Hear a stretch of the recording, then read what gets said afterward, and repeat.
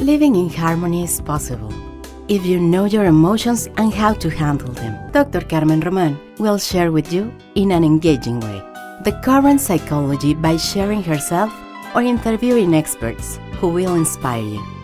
Learn how to live a life of fullness and how to recover your emotional harmony with Dr. Roman.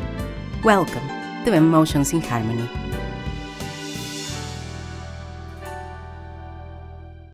Hello, amigos in harmony. How are you? Another episode of this podcast, Emotions in Harmony. Thank you for your amazing support. Thank you for being here. And as we promised you this year, we are going to seriously talk about anxiety, panic attacks, fear, depression, everything that gets in the way for you to have a fulfilled life and a happy life. I am Carmen Roman. I am clinical psychologist, and I am here to bring you the best I can from the psychology, from the meditation, from everything, from the science to you. Yeah, and this time I have Lynn Fraser. Lynn Fraser is a senior teacher in the Himalayan yoga meditation tradition. She will explain a little more what is it. Yeah, and she specialized in working one-on-one with trauma. So I want to pick Lynn's brain, and I want her to explain to us what is it? What is what when we experience a panic attack from her point of view as a meditator, what we can do about it? What are simple things? Remember, I am all about simple things that you can do in your home, trusting that you can go and seek professional help when you need to, trusting that you can acknowledge that, and knowing that you will take care of yourself. It's a cold morning here in San Jose, California. We are recording previous to you listening to that. It's a very cold morning, so sorry if you hear my. Yeah. How are you, Lynn? I'm really good. Thank you for having me on here. I'm really excited to be here. Thank you. Well, thank you for accepting. I am really honored, and I'm really excited because I know you have a big community of followers in Inside Timer. I am in Inside Timer too. Oh, excellent. It's a Yes. good app, isn't it? I love it. I love it. Yeah. So we are going to put your link also to the Inside Timer so they can meditate with you after this. Oh, excellent. Yeah. Lynn, tell us a little more about yourself. What you would like to tell us before we dive into the topic? So I guess what I would like to say is that I have been doing meditation for 25 years and teaching it for 20.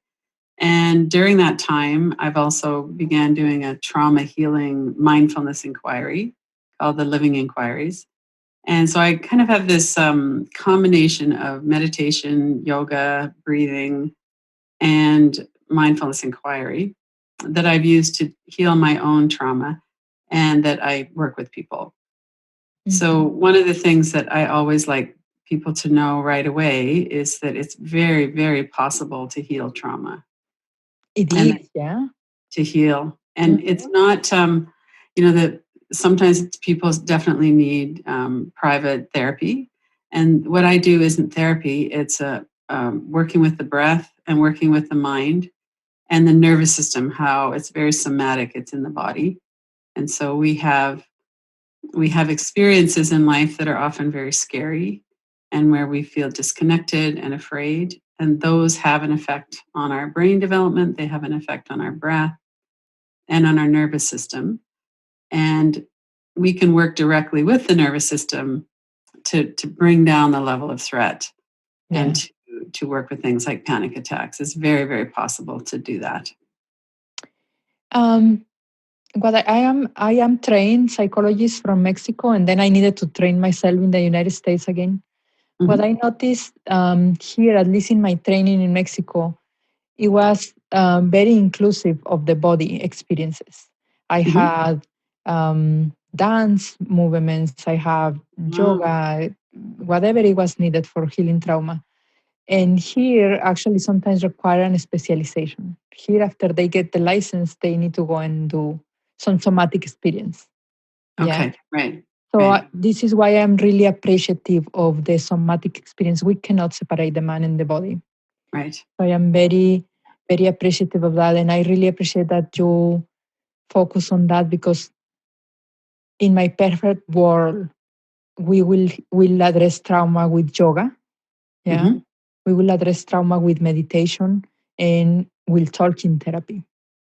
Right. And, and in the imperfect world, we need to have separate licenses. Right. Things like that. So, Yeah. but if you as a client, you as a listener, are listening to this, please just sometimes you need to find the right person for you, and you need to decide what is good for you. The therapist or the person that you talk to is important that address the body as well when you are talking about trauma. Yeah. And well, Lynn has a book that I am going to ask her a little bit at the end to talk about it. And actually, the book is called Friends with Your Mind. So I will ask Lynn I will ask you, Lynn, to talk to our listeners a little bit. Tell me a little bit of what do you see when you are in yoga or meditation, um, when a person suffer panic attacks. What do you see? What is different in their bodies, in their way of breathing? What we can do about it? So there are a couple of ways to look at this. One is to build a more resilient nervous system and body. And Mhm, that happens through working with the breath, doing relaxation practices, doing things that will help to support our body. I think everybody can relate to we get some kind of stress going on and then we notice we're not really breathing. We're holding our breath. Quite often with anxiety, we breathe in and then we hold our breath and we kind of don't let it out for a bit. mhm, So that's one thing that people can do right away is start to notice what the breathing pattern is. When we're under some kind of a threat, we're going to get kind of small, perhaps. We're going to go into one of the fight, flight, or freeze. And mhm, holding our breath and getting kind of small is one way of protecting ourselves from threat. So, in order to kind of let our body know that, in the fact, right now in this situation, it's safe to be here, it's safe to breathe, we take a deep breath. We start to work with the continuity of our breath and we just kind of relax because that signals our body that it's okay, that we're safe right now. So sometimes we're not safe and we have threat and we have the automatic system of the body, the nervous system, primitive brain, we just react. We don't have any real choice about how we react. It's just whatever is going to increase our survival, chances of survival is how we react. And that's evolution. It's our body. We can't really do anything about that. One of the things that we can do, though, is we can work with this kind of ongoing threat when the threat is actually over. So we might not actually be at this level of threat all of the time, mhm, but our body doesn't know that. And so mhm, working with this continuity of the breath is one way to let the body know that it's actually okay, that we're safe. So there's a couple of ways that we can do that. One is to work with this regular diaphragmatic breathing pattern is a pattern we should be doing all the time. So it's even, which means the exhale, the out breath and the in breath are about the same length.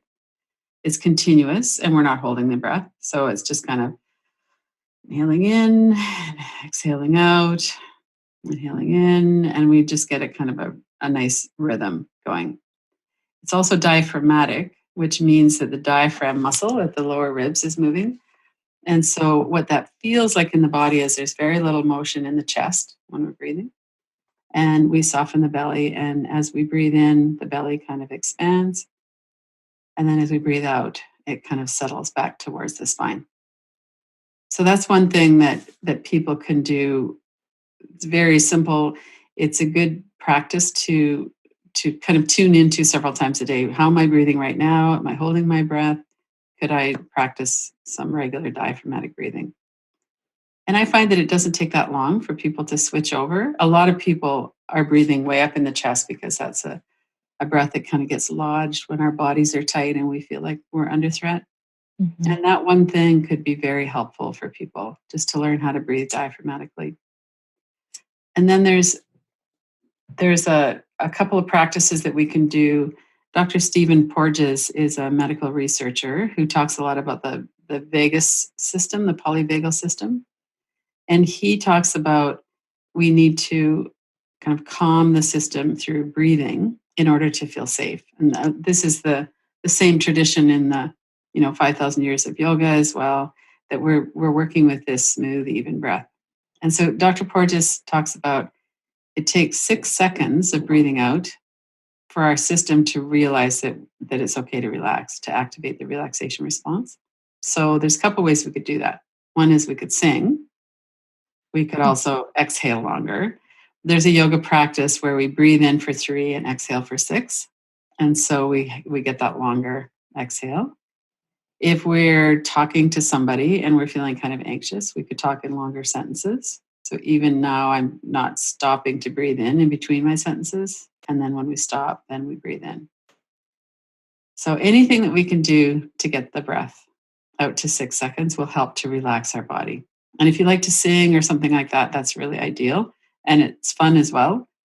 But there's a practice, Dr. Peter Levine is the person who developed somatic experiencing. And he has a simple practice of using the syllable VU. So do you want to just try it for a few minutes? Of course. Okay. All right. So just breathe in normally, and then we're going to exhale with that syllable VU. So breathe in. Ooh. Ooh.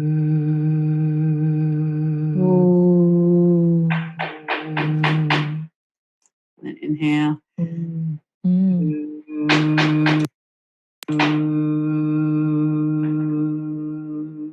And so it's not a super long breath, but try to get it out to 6 seconds. Let's do it a few more times.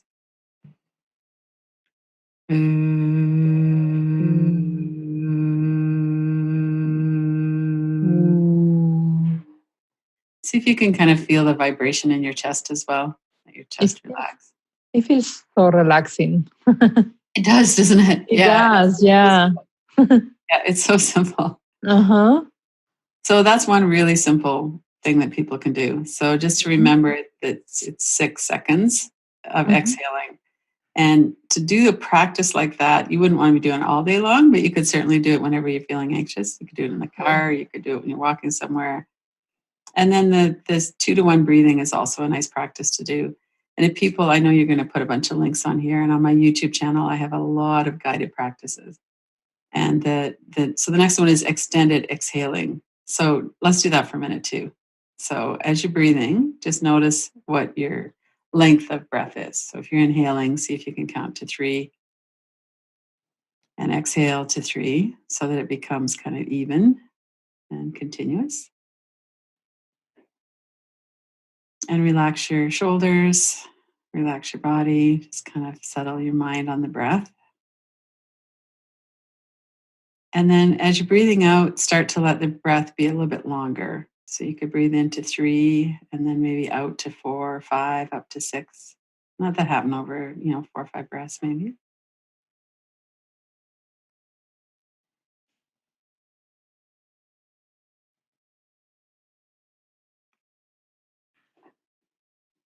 And as you're breathing out, just notice how soft everything gets. You could let the stomach relax.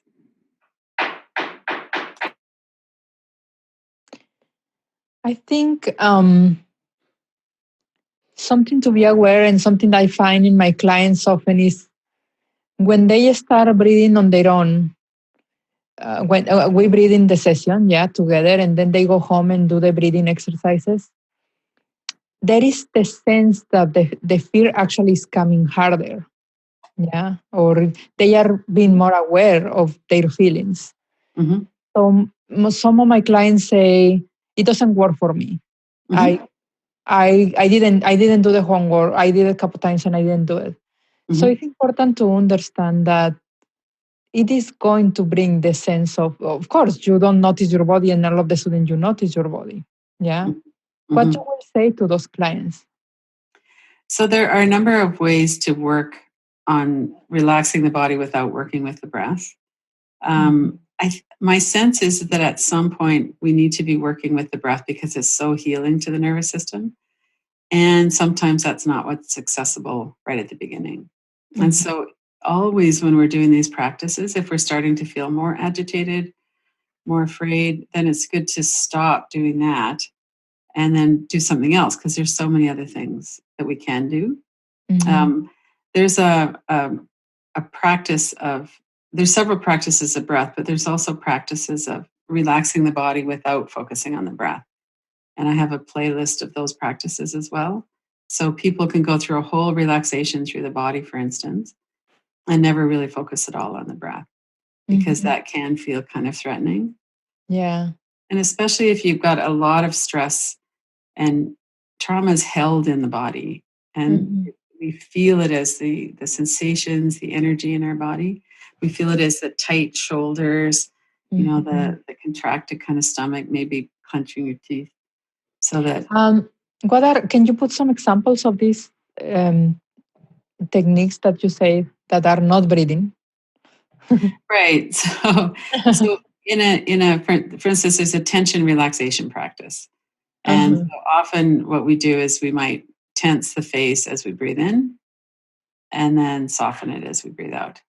But you could also just tense your face, notice the muscles. I've got some construction going on in the back. I hear. And it works as an example of how we can relax in the middle of that turmoil. Exactly. Yeah. I apologize for the sound of that. Yeah. It's not all the time, but it's just annoying at the right time. Oh, I'm so lucky that the gardeners are not coming today. Oh, yeah, that makes a lot of noise. Yeah. Yeah. And so one of the things that I talk about with people is that trauma is stored in our bodies. So anytime when we feel powerless or helpless, we feel like we're under threat, it's going to get stored somewhere in our body as tightness. And we'll have associated memories with that as well. And so these practices of mindfulness and going into the body can be very helpful. And like you say, they will definitely bring up memories maybe or feelings. And one of the reasons that we don't really live in our bodies all the time is because we're afraid of those feelings. And it felt overwhelming at the time, and it was. And now we need to find kind of an entryway in so that we can start to heal those. Yeah. One of the practices that we do with thoughts is a simple tapping method. And so if you're feeling any kind of activation, and there's things we can do in the body that we'll get into in a minute. But one of the things we can do is notice what are the thoughts. And so if you have an images are colors and shapes, and you can put it up kind of in your mind. So maybe it's somebody's face that feels threatening. Maybe it's a tone of voice or some words or something like that. And if people just bring their attention into the forehead and start tapping with 2 fingers just above the eyebrows in the middle. And as you're doing that, take your attention away from the picture or the image and just into the sound of the tapping on your forehead and the sensation on your forehead. And just do that for 10 or 15 times until you're kind of paying more attention to the tapping.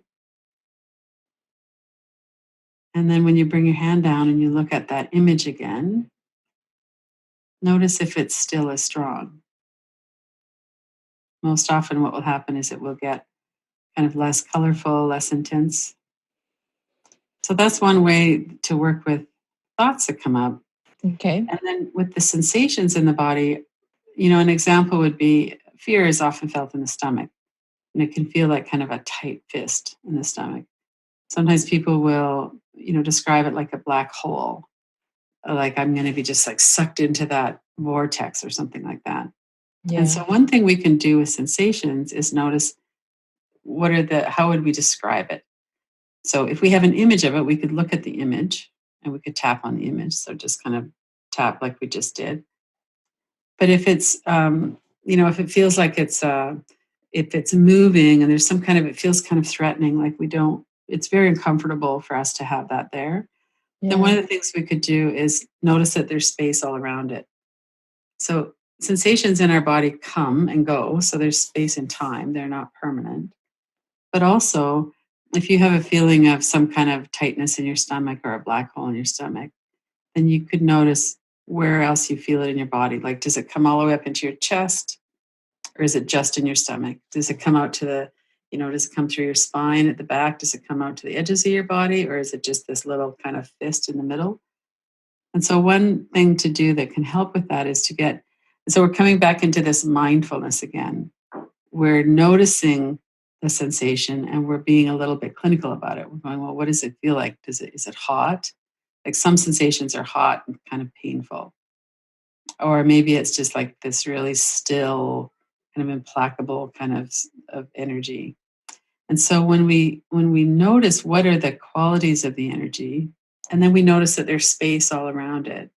So sometimes, especially with panic or something, we'll have the whole body will get kind of activated, You but have, it's not too far past the body. So yeah. it can help to put your attention onto the space outside of the energy as well. You have in your website a list of very precise things. I remember one of them is reading out loud. Mm-hmm. Right. So my wish is that you actually walk us through these precise things they can do.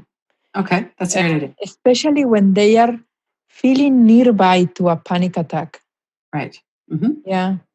And so that could actually be because there's sensations or energy in the body that are combined with thoughts. Mm-hmm. And that can often start to escalate our level of fear and anxiety, right? Yeah. So we could do those things, but in the moment when that's starting to happen, one really good practice is called box breathing. And it helps us to get out of that kind of freeze state or that kind of panicky state. Mm-hmm. And so there's 4 sides to a box, which makes it kind of easy to remember. And we're going to do a count of 4 as we breathe in. So let me just kind of talk you through it. So breathe into 4 and then hold your breath. 2, 3, 4, and breathe out. 2, 3, 4, and hold. 2, 3, 4. Breathe in. 3, 4, hold. 2, 3, 4. Breathe out. 2, 3, 4. Hold. 2, 3, 4. Breathe in. And then just let your breath go. Yeah. So that's the 1, 2, 3, 4 breathing. Yeah. Yes, that's a box breathing. And so what we're doing is we're interrupting the state of panic in our nervous system. Mm-hmm. And that's a very effective practice to just do when you're really starting to feel like you're going into panic. And then you could follow that up with VU or with extended exhaling, something like that. Yeah. And then there's other practices. Sometimes our whole body feels kind of antsy when we're getting into that. And we don't really want to do this long, relaxing breathing practice because that's not going to help at all. Yeah. So there's a couple things. One is a Qigong practice called shaking the tree. And you can stand up to do that. And you just basically shake. Uh-huh. Wow. You just stand up and just do it. Okay. Yeah, just sitting here, we can do that, right? Uh-huh. And so that helps to move the energy. Uh-huh. And again, it kind of shifts our attention away from any thoughts or something like that. Excellent. And there's another one called throwing it down, where you stand with your fists above your head.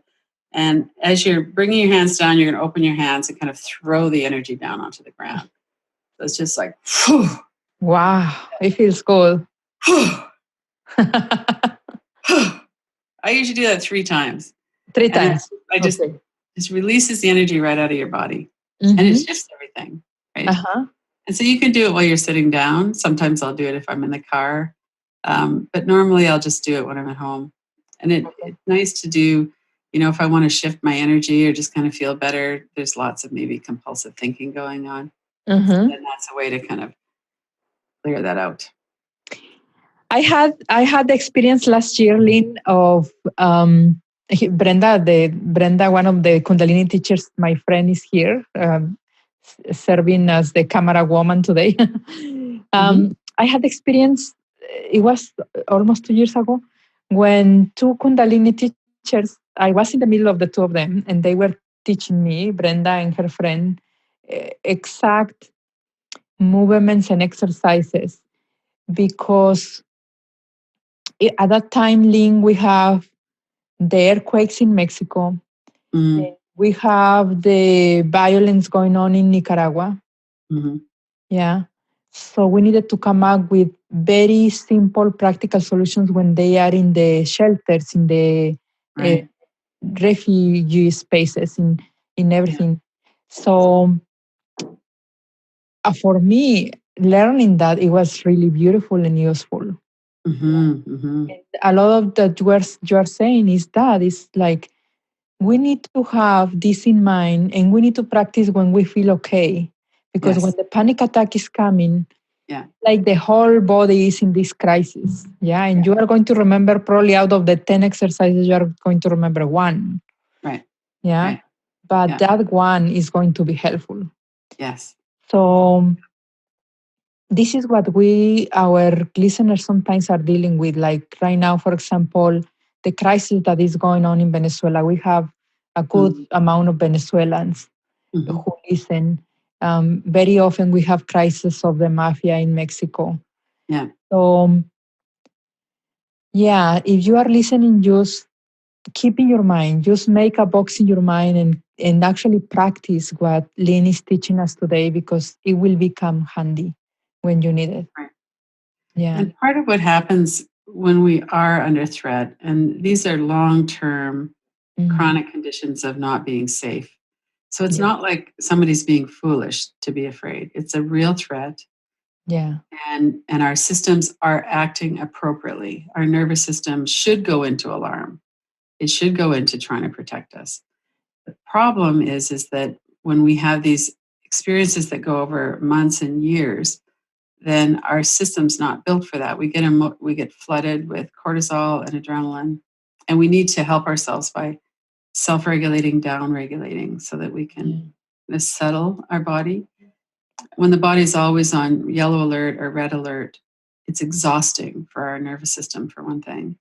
And then that's partly what leads to panic attacks. And so working with our body to calm down is really helpful. There's a couple of things I suggest. One is that people can put a note in their phone if they have a phone that has that feature, or you could just write some of these things down on a piece of paper and put it in your purse or your wallet or something.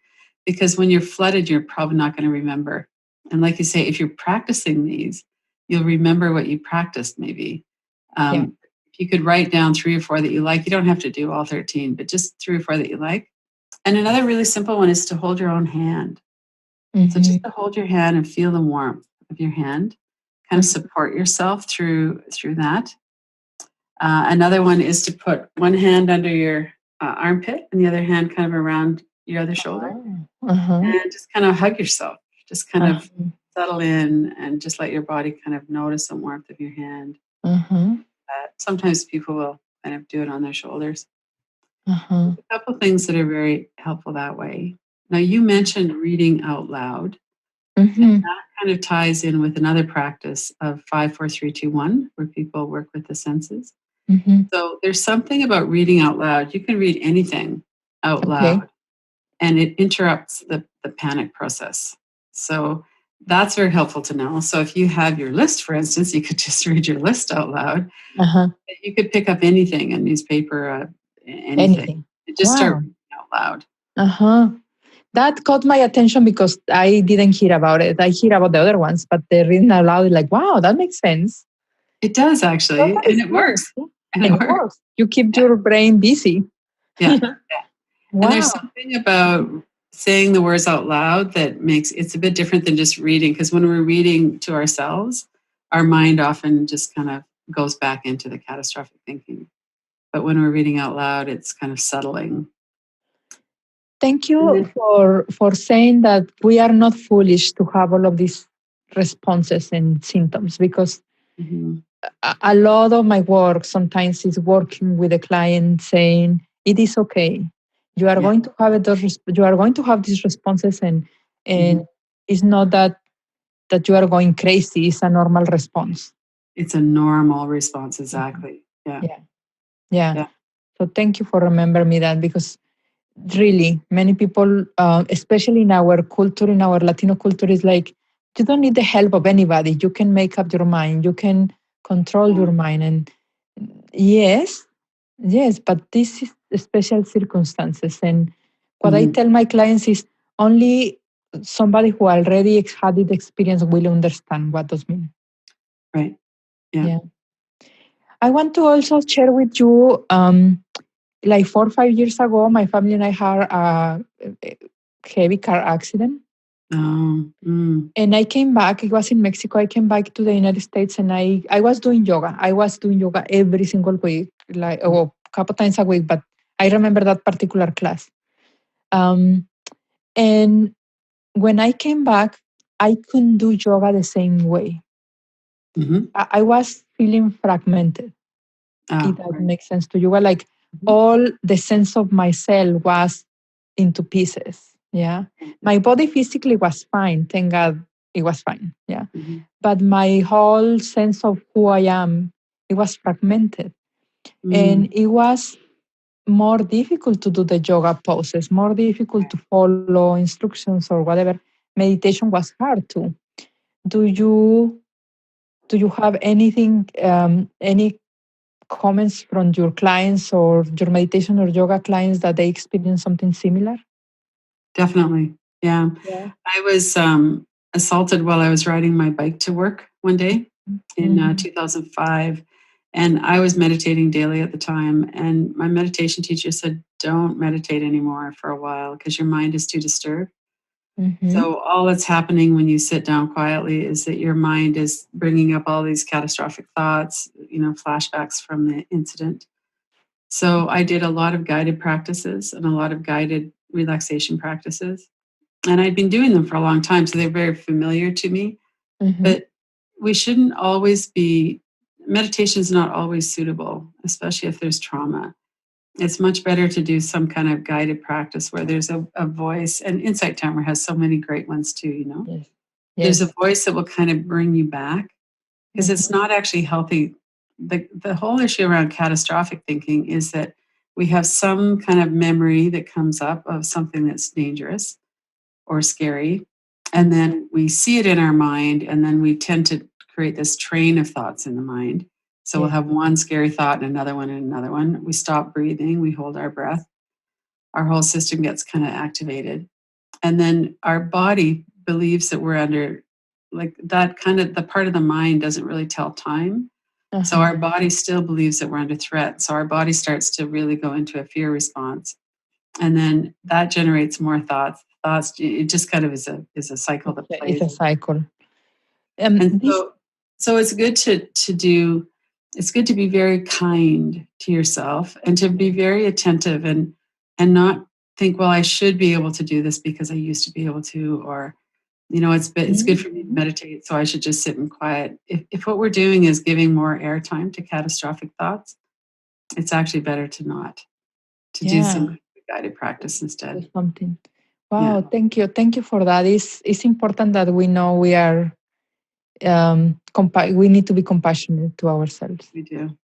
We do. Um, we can talk, of course, a lot about this topic. It's a topic that, is very needed, actually, and is important.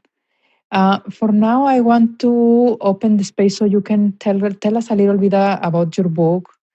Tell Mhm, us a little a little about your experience with Inside Timer and what people can find when mhm, they visit you there. mhm. And even if anything else you want to say before we close this interview. Oh, sure. Okay. Mhm. So, Insight Timer, I've got a variety of things on there. The most popular one is a 3-minute meditation. Uh, it's not really a meditation, but it's a relaxing thought by relaxing your forehead. So, maybe we could just try it for, 20 seconds or something. So, bring your attention to your forehead and soften all the muscles of your forehead and your eyebrows. And then see if you can maintain your worried thought at the same time. Mm-hmm. So let the worry come in. And so if you were doing this in real life, there would be a worry there. And then you'd bring your attention to softening your forehead. And then if the worry comes back, just keep bringing your attention back. to softening Okay. your eyebrows and softening your forehead. So this is what they can find. They can find a 3 minutes meditation. I know you have like how many, like 7 or 8 meditations There's there? quite a few, and Yeah. some of them are inquiries where we're looking into something. A lot of them are about the nervous system. Mm-hmm. I have courses on udemy.com as well, where people can learn more about the nervous system. There's one about anxiety, so that might be helpful. I find it so good for people to just understand the nervous system, and this is how it works, Yes. and to bring that kindness piece in to, like, if this was your child or someone you really love was having this kind of a response, was feeling anxious and scared, you wouldn't tell them to get over it. You would be reassuring and kind, and you might help them kind of settle their breath, or, there's all kinds of reassurance that we give people we care about. Of course. And so to bring that to us, bring that back to ourselves is really, really helpful. Yeah. And to just kind of remind ourselves that this is just a natural response in the body. Everybody who feels afraid had these responses. There's ways to work with it and to relax our system so that we can let go of some of the fear. Yeah. And what about your book? What we can find in your book? So it's a very simple book. It has short chapters, 2 or 3 pages on most of them. So the full title is Friends with Your Mind: How to Stop Torturing Yourself with Your Thoughts. I love it. And so it speaks directly to catastrophic thinking. Yes. And basically as well, just how to use mindfulness to really work with your thoughts mostly. And there's such an interplay between the body and the mind. Like, like at the very beginning, we talked about you can't separate your body from your mind.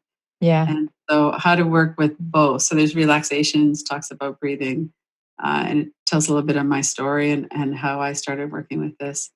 But basically, it's just these really simple practices that anybody can do. And when we do them, our nervous system calms down. Well, Lynn Fraser, you are a treasure to our world. Oh, thank so you.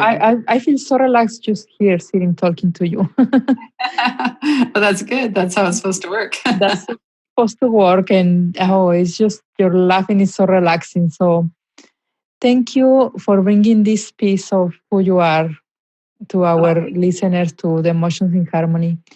And Thank you for having me. I will put the links so they can visit you. I'm sure so many listeners will want to learn more about you, so they can go and visit your website and everything. And one thing I'd like to mention too is that every single day, it's been going on for 3.5 years. Every single day, I have a free online guided relaxation practice. Seriously, Lynn? Every single day? Every single day. It's early for you guys, though. It's 5 a.m. in California. But if there's any early bird, you do it for like live or what? Live every day for about 25 minutes. And so it's 8 a.m. Eastern. So it's a little bit easier for the people on the East Coast. But it's a great resource. And that's where a lot of the practices on my YouTube channel come from. At what time you say? It's at 8 o'clock in the morning Eastern. Oh, Eastern. So it's 5 o'clock. 5 o'clock Pacific, which is pretty early. It's normally the time we are meditating, yeah, Brenda? I meditate sometimes at 4 or 5 or 6 in the morning. Oh, okay. 7 is late for me to meditate. Okay. Yeah. Oh, well, wow, Lynn, every single day? Every single day, yeah. I am amazed. I am just complaining that I am live once every week. Wow, that's very nice. Yeah, so it's wonderful to be able to do that. Yes. Wow. Yeah. People can the link is on the website. Yeah, if people go to my website. And definitely one of these days I will go and visit you at 5 in the morning. That would be awesome. And Brenda too. She said that she's going to visit you too. Sometimes at 5 in the morning, I have a lot of fun by myself meditating and being in silence and writing and journaling. And I don't know, it helps me to be different person during the day. Yeah, it really helps, doesn't it? It really helps. And we're kind of more comfortable in our own skin, and we know ourselves, and we know our body. We know we're not scared of being in our body and in our lives anymore. And that makes sense. We definitely have more tools to navigate through the day. Yes. Yeah. Thank you. Thank you one more time. And I wish you the best in your journey. I wish you that you will help so many more students. Thank you. Yeah. And I love your podcast. I think it's wonderful service to people as well. And really, I'm Thank sure you. people are really benefiting from what you do. Thank you. Yeah. So, to you as listener, thank you for if you are still here with us. If you didn't went and start your breathing exercise and whatever, and you managed to stay at the end, come back for more topics like this. You already have, by the time you have this, you already have last week the same topic in Spanish. So you can go and share with your friends in Spanish or in English as you wish. Thank you. Thank you for being a wonderful support. You can contact me, Carmen at emotionsinharmony.org, and you can tell me if this is something that was useful to you, if we want to bring wonderful guests like Lynn today. And just please share. This is a material for you to enjoy and to share. Thank you and goodbye. We have ended one more episode of Emotions in Harmony. See you the next one when Dr. Carmen Roman will help us to have a more fulfilled life caring for ourselves and the ones we care for. Meanwhile, visit www.emotionsinharmony.com to see the show notes, subscribe, and enjoy more content.